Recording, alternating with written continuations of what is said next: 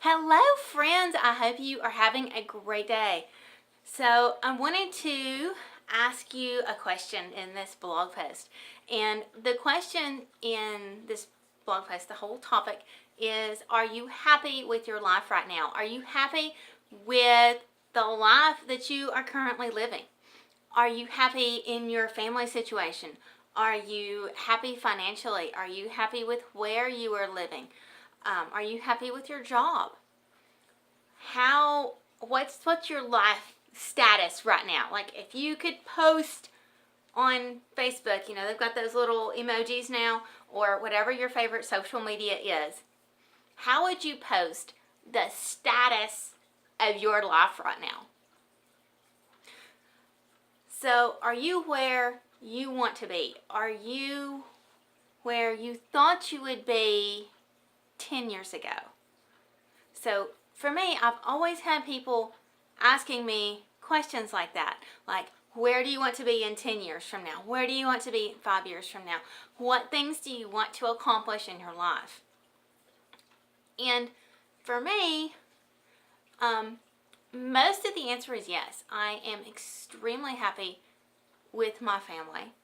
And my job right now is stay-at-home mom, and I am taking care of an elderly relative. Now, that one I did not see coming, but sometimes the Lord's plans for us are not what we have planned for us. And He knows best anyway. So sometimes we just kind of have to roll with the punches and modify and adjust. And that's okay. If you have a goal and you have to modify that goal, that's okay. Stuff happens. We cannot plan ahead for everything. So, if you have to modify and adjust, your life didn't quite turn out the way that you wanted to, you kind of took a little detour, that's okay. You know what? That's life. And if it weren't for those detours, we would miss out on a bunch of life lessons. I know that some of the best life lessons that I have learned are from people that I didn't necessarily choose to meet, or people that I didn't necessarily have a good experience with. Sometimes we need those people in our lives because they're lessons. The hard times in our life help us to grow as people. For example, when I was in college, I'm a very genuine person. If I'm sitting there and telling you something, then it's genuine. I try to be very truthful, and that's just me. And so the idea that not everybody is like that was kind of a foreign one to me whenever I went to college. So I had a roommate. I'll call her Diane. That's not her real name. And I thought she was my best friend. I thought that she really cared about me. I thought, hey, this is great. We're hanging out together. But over time, I started realizing that the more I hung around her, the more sapped of energy that I became. It was exhausting. Just hanging out with her, going to Walmart, I would just be like emotionally exhausted by the time that we got done. She had some health issues. She was a very needy person. She craved attention, and everything was all about her all the time. But she didn't see that. That was my first encounter with somebody that was narcissistic. That was my first encounter with somebody that said that they cared when they really didn't. And you can always tell people like that by their footprints. Look at how their walk is. I later found out that this roommate of mine was a pathological liar. And that was the first toxic person that I ever had to cut out of my life. And that was a hard lesson to learn. But it was one that I greatly needed to learn. Have you ever come across somebody like that? Have you ever come across somebody that says that they care, they butter you up, but when you hang around them, they just drain your energy? Have you ever encountered somebody like that wasn't sincere? Or somebody that you found out was a frenemy? I just kind of heard this term recently. It's a combination of the terms friend and enemy. So have you ever had a frenemy? I didn't realize that's what she was. It took me almost a year before everything came to a head, and I had to walk away and say, you know what? I wish you the best, but I can't be your roommate anymore. And so we parted ways. And here's the thing that really got to me. This is the thing that really made light bulb. Is that whenever I told her that I was stepping back, I told her that I could no longer room with her. Her next roommate was just like the next person in line. Everything that she had told me, I was her best friend. She loved me so much. I was an incredible person, blah, blah. The stuff that I believed at first. Her next roommate, she told the exact same thing. And that roommate believed it too, just like I had, for a while. But I kind of lost track of her after that. But I know that she moved rooms by the end of the next semester. So, here's another thing that I learned as a life lesson is that, you know, people a lot of times are put into our lives for different reasons. Not everybody that you encounter is going to be a lifetime friend. And I hate that for some of them. Because some of the people that I thought were lifetime friends wound up not being lifetime friends. But they were there for a season. They were there when I needed them. They were there to teach me a lesson that I needed to learn to help me grow as a person. They were there to cheer me on when I needed cheering on, when I felt like I couldn't go on. God put people in my life that cheered me on, that gave me the encouragement that I needed. You don't have to be a part of somebody's life for a lifetime to make an impact on that person. Sometimes you're just there for a season. And that's okay.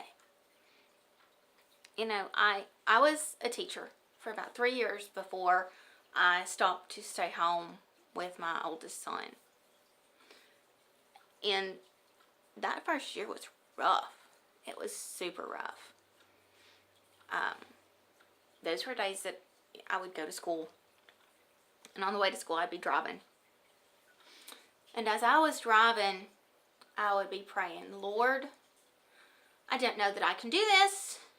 I think I picked the wrong career.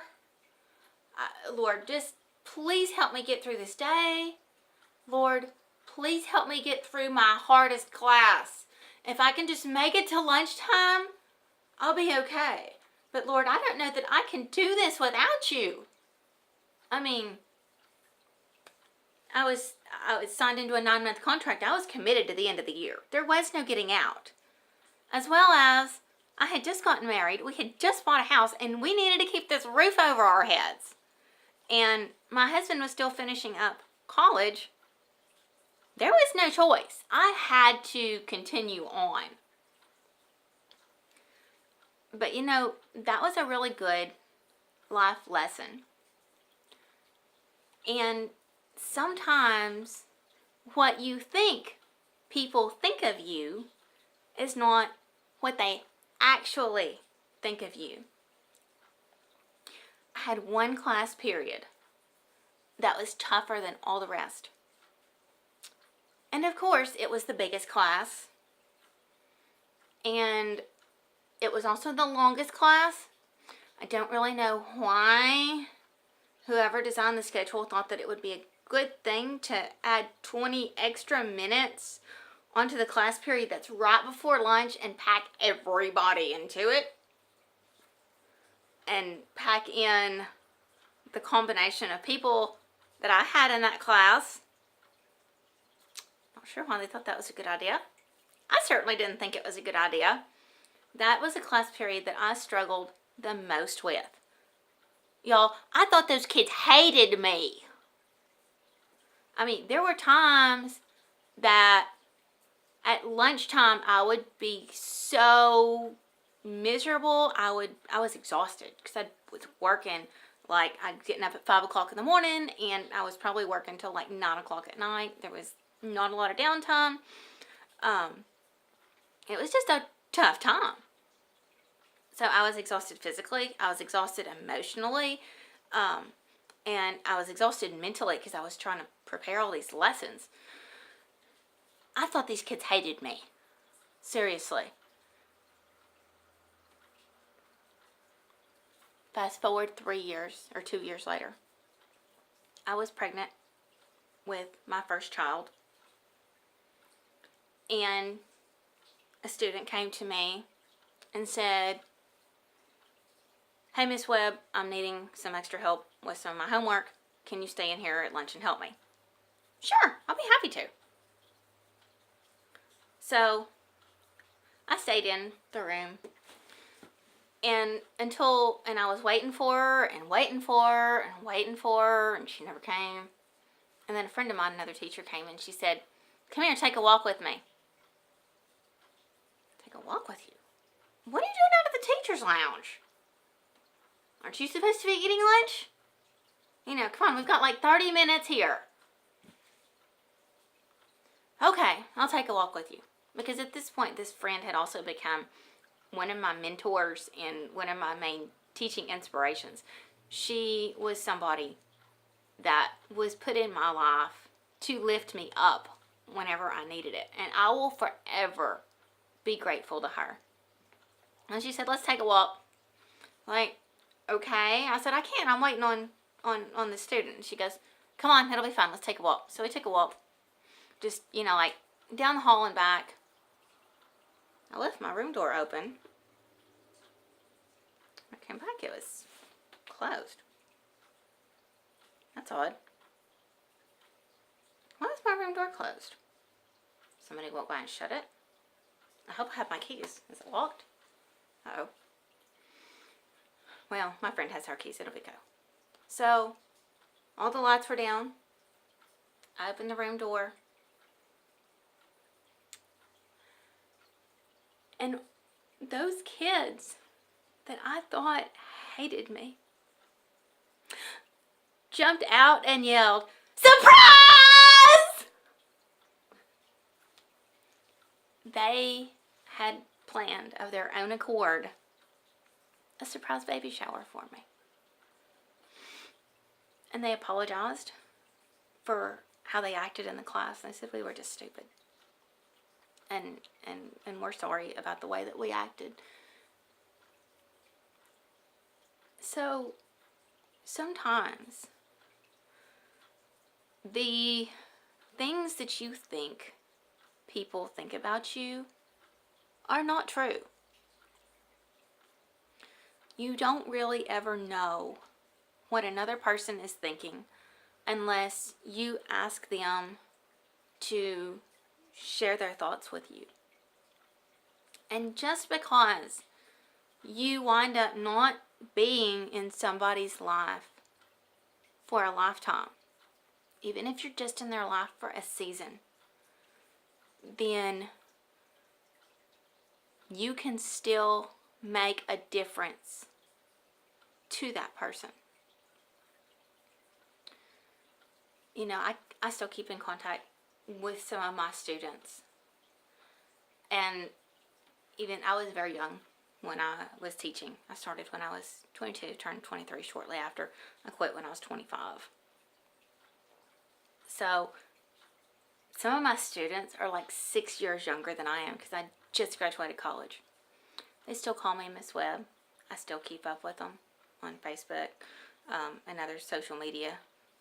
And it's just really nice to know how their lives turned out. I'm not really a huge part of their lives anymore. But some of them have come back and told me that I was able to make an impact on them. It is okay to not be in somebody's life forever. It is okay to have toxic people in your life that you learn a lesson from. We need those lessons. Sometimes, people are placed in our lives that we need, either for a lesson, sometimes for encouragement, sometimes just to get you through the moment. It doesn't even have to be a lifetime. Like, I remember one encounter in the grocery store. And it was shopping with my youngest son. Oh my gosh. First son, great. Love shopping. Sat, so cute and sweet in the little baby seat. Talked to me the whole time. And I'm sitting here and I'm smugly pushing my little perfect baby through the grocery store. No problem. He loved it. He'd go shopping for 4 hours. Second son, not so much. No, not so much. Do you have any kids that you've been to the grocery store with that it's just like, okay, preparing for war. Let's go in here. Let's get everything that we need as quickly as possible and then get out and go home. That was my second son. When he was a toddler, we'd pull in the parking lot and he'd say, I'm ready to check out now, Mama. Great. I was in the grocery store with him. And he was not being the sweet, perfect little baby in the cart. Now I was the one that was pushing the screaming child in the basket. And I was silently murmuring, to all those other moms that I had been so smugly pushing past. I had been going, oh, I'm so sorry. I'm so sorry. I'm so sorry. I totally deserve this. And he was just pitching a fit. And so I sat there and I disciplined him and told him, don't do that. He did it again. And I disciplined him right there on the spot. And this little old man was walking by and he goes, I was like, oh, thank you. Somebody in the world sees that I'm trying. I know my kid is not behaving correctly in the grocery store. I am aware of this fact. I am quite aware of all the people going, oh my gosh, what a bad mama. Nobody really says anything, but you feel like everybody's whispering about you behind their back. But that goes back to what I said before, that you don't know what people think unless you ask them. I have no idea. They probably weren't even thinking about me and my kid in the grocery store. I may have been bringing back memories for some of them. Who knows? But just remember that sometimes there are people in our lives for different reasons. You will have very few people that are in your life for a lifetime. And thank God for those people. And you will have other people that are in for a season. And that's okay. Whether you are in somebody's life for a lifetime or a season, or you just pass them by, think about what you can do to make an impact. So this is just one of my personal secrets for happiness, because I find when I try to give back to other people, when I spend less time thinking about myself and my situation, that is when I'm the happiest, when I am focused outward and not inward. So I'm going to ask you, what can you do today to make an impact on someone's life? Whether you are in their life for a lifetime, for a season, or just passing by. Try not to be the bad lesson. Try not to be like my former roommate that I described. Although, in a way, I'm thankful for her because I needed that lesson. And that lesson helped me grow as a person. So, happy questing, and let me know, leave me a comment, and tell me if you have any ideas or if you have done anything. I would love to hear some personal stories about what you can do to impact somebody's life or what somebody else has done to impact your life. So, God bless and happy questing.